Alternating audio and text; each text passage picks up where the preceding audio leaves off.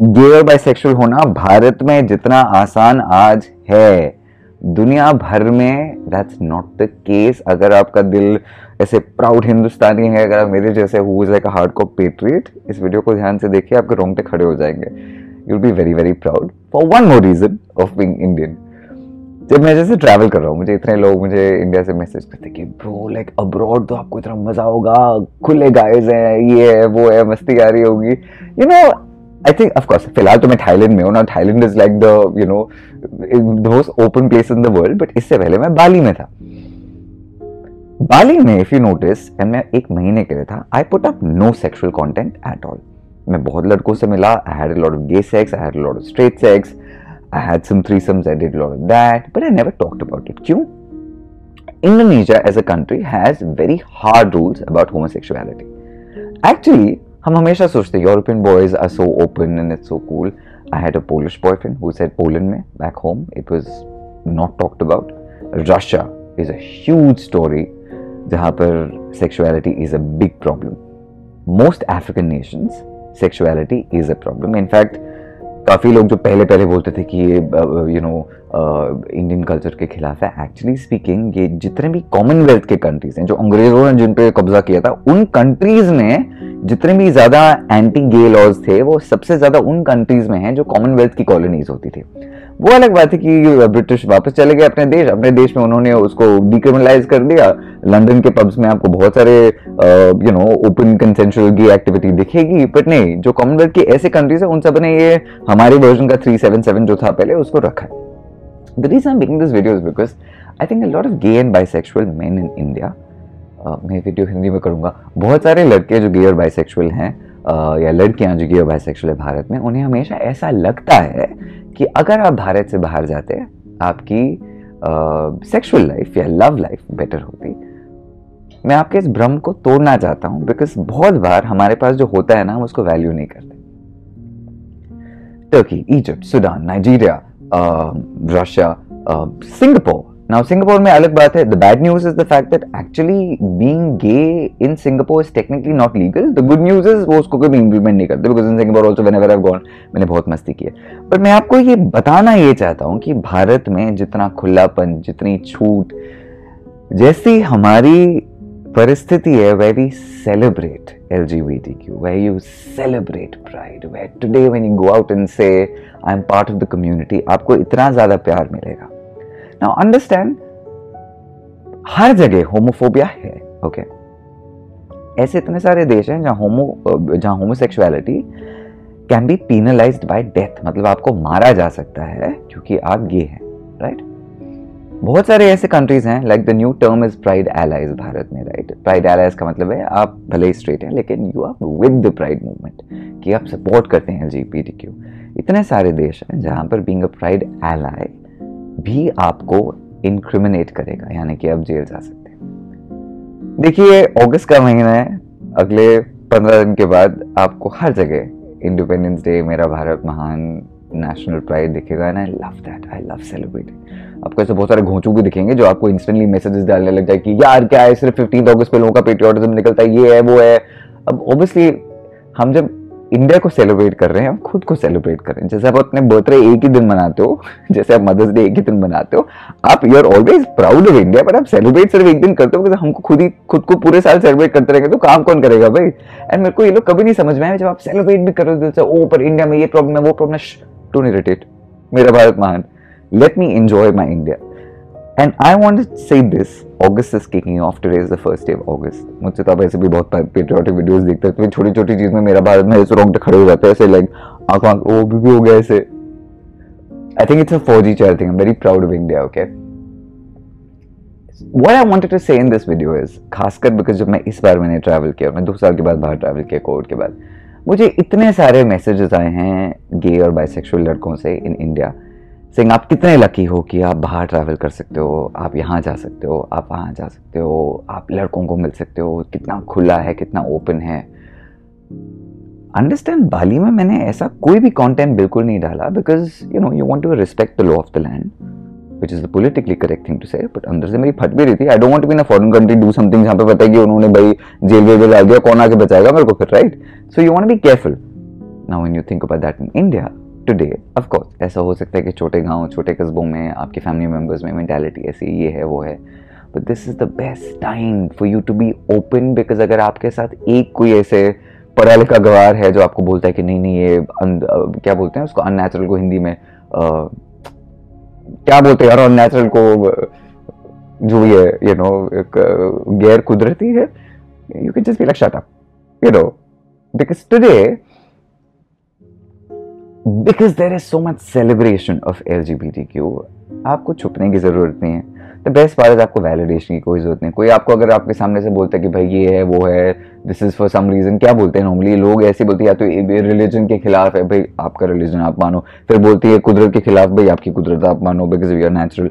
My response to most people is when they say कि भाई you know being gay is unnatural, like you are straight, did you choose to be straight, दिल से no, like great, so that was natural, this is natural, everything is natural, you know. But the fact is we can say all this, या मैं ये सब बोल सकता हूं because I come from India, in a country where the law is now on your side.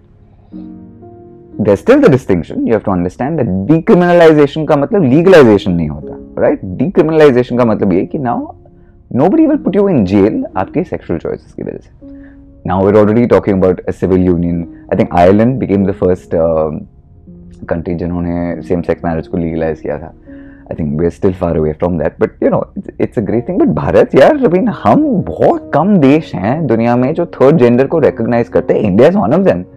So you have to understand, और ये video इसीलिए है for you to have multiple reasons to be proud of India, but sexuality, homosexuality, LGBTQ pride is another reason for you to be very proud of being Indian, because पूरा देश आपके साथ है, आपका संविधान आपके साथ है, आपका सुप्रीम कोर्ट आपके साथ है.